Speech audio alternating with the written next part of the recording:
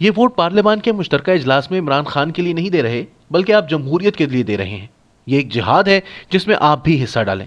یہ جمہوریت کے لیے جہاد ہے۔ یہ اعلان وزیر اعظم عمران خان نے اپنے نومبر 10 کے ایک ظہرانے میں تقریر کرتے ہوئے کیا تھا۔ اس ظہرانے کا مقصد حکومتی اور اتحادی جماعت کے ممبران کو حکومت کے الیکٹرانک ووٹنگ ریفارمز بل کے حق میں ووٹ دینے کی تاکید کرنا تھا، اور ساتھ ہی اس بات کی بھی تسلی کرنی تھی کہ تمام کے تمام 220 اراکین 24 گھنٹے کے بعد منعقد ہونے والے مشترکہ اجلاس میں شرکت کریں گے۔ حسب عادت وزیر اعظم نے تمام ممبران کو اپوزیشن کے حوالے سے کہا کہ مقصد ان کا تبدیلی نہیں ہے، یہ ایک کرپٹ نظام کی پیداوار ہے اور یہ چینج نہیں آنے دیں گے، یہ چینج ہم نے لے کر آنا ہے۔ یہ سب 1 گھنٹے کے اندر اندر تبدیل ہو گیا۔ وزیر اطلاعات نے اپنی ٹویٹ کے ذریعے مشترکہ اجلاس کو مؤخر کرنے کا اور اپوزیشن سے اصلاحات پر بات چیت کرنے کا عندیہ دے دیا۔ اس اعلان سے کچھ ہی دیر پہلے وزیر اعظم نے اپوزیشن پر کڑی تنقید کی تھی کہ وہ ایک مافیا ہے جو تبدیلی نہیں آنے دے گی۔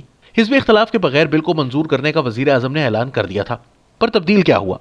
وزیر اعظم کی تقریر کے فوراً بعد حکومت کے سیاسی مشیر اور وزیر دفاع پرویز خٹک نے ان کو اطلاع دی کہ نمبر پورے نہیں اور مشترکہ اجلاس میں حکومت کا بل ناکام ہوگا۔ مشترکہ اجلاس مؤخر کرنے کے علاوہ حکومت کے پاس کوئی چارہ نہیں تھا۔ اس بابت ان کی ٹیم کے اور کسی حد تک وزیر اعظم کے بل پاس کرنے کے حوالے سے دعوے دھرے کے دھرے رہ گئے۔ پھر رخ مافیا کی طرف کیا گیا، کچھ بہانہ بنایا گیا۔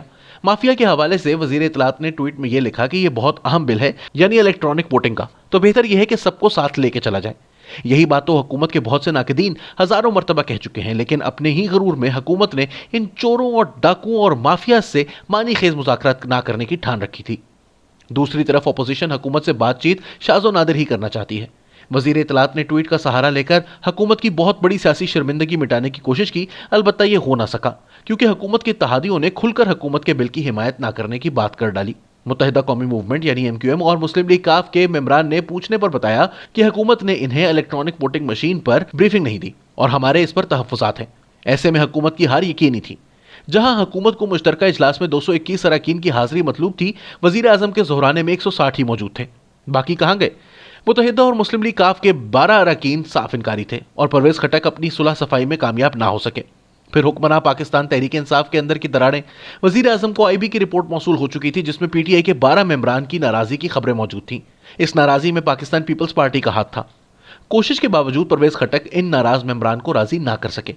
مشترکہ سیشن تو مؤخر ہونا ہی تھا اور بعد میں سب کی شکایت اور ہار جیت کے دعوے بھی ناگزیر۔ وزیر اطلاعات فواد چودھری بول اٹھے کہ یہ اتحادی جماعت والے تو کابینہ میں موجود ہیں، وہاں جب بھی الیکٹرانک ریفارمز اور خاص طور پر الیکٹرانک ووٹنگ مشین پر بات ہوئی، ان اتحادی وزراء میں سے کسی نے کوئی اعتراض نہیں اٹھایا تھا۔ ان کا کہنا تھا کہ وزیر اعظم تقریباً ہر کابینہ کے اجلاس میں الیکٹرانک ووٹنگ مشین پر بات کرتے تھے۔ مسلم لیگ کاف کے کامل علی آغا کے مطابق فواد چودھری غلط بیانی کر رہے ہیں کیونکہ ان کی جماعت کے وزیر طارق بشیر چیمہ نے EVM پر اختلافی نوٹ لکھا ہے جو حکومت کو پبلک کرنا چاہیے۔ نومبر 10 کا مشترکہ اجلاس مؤخر ہونے کے بعد اسے دوبارہ بلانے کی تیاریاں ہیں۔ فی الوقت نمبر پورے کرنے پر زور دیا جا رہا ہے۔ متحدہ اور مسلم لیگ کاف کی حکومت سے شکایات اب چہمہ گوئیوں کی بجائے کھلے عام سنائی دے رہی ہیں۔ دونوں پھر سے حکومت کے اتحادیوں کی طرف لاپرواہی اور بے پرواہی پر تنقید کر رہے ہیں۔ PMLQ حکومت کے رویے پر سخت نالا ہے۔ اس کا کہنا ہے کہ حکومت اتحادی جماعتوں کے لیے مشکلات پیدا کرتی ہے اور اس حکومتی رویے سے اسے آئندہ بلدیاتی الیکشن میں بہت نقصان اٹھانا پڑے گا۔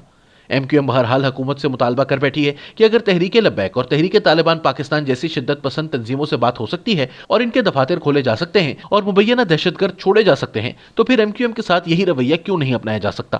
MQM قیادت حکومت کی حمایت ختم کرنے پر بھی کچھ کہہ ڈالتی ہے لیکن اس سے آگے نہیں۔ سوال یہ ہے کہ کس حد تک پاکستان کے سیاستدان اپنی سیاست اپنے بلبوتے پر اور اپنی طاقت پر کرتے ہیں اور کس حد تک یہ اسٹیبلشمنٹ یعنی غیر جمہوری طاقتوں کے اشاروں پر کرتے ہیں۔ پچھلے ہفتے میں حکومت کے اتحادیوں نے کئی معاملات پر حکومت کی اسی طرح تنقید کی کہ بظاہر تو یوں لگے جیسے حکومت کے بل پر ووٹ نہیں کریں گے، لیکن پچھلے چند گھنٹوں میں تو یوں لگتا ہے کہ جیسے علیحدگی اختیار کرنا اور ووٹ نہ دینا اب حکومت کے اتحادیوں کی آپشن نہیں رہی۔ پاکستان کے کرتا دھرتا طاقتور حلقوں سے براہ راست پیغام موصول ہوا ہے کہ ووٹ دینا اب بنتا ہے۔ سرپرائز اور یو ٹرن کی کوئی گنجائش باقی نہیں رہی، لیکن اپوزیشن بھی کچھ نئے معاملات میں الجھی ہوئی نظر آ رہی ہے۔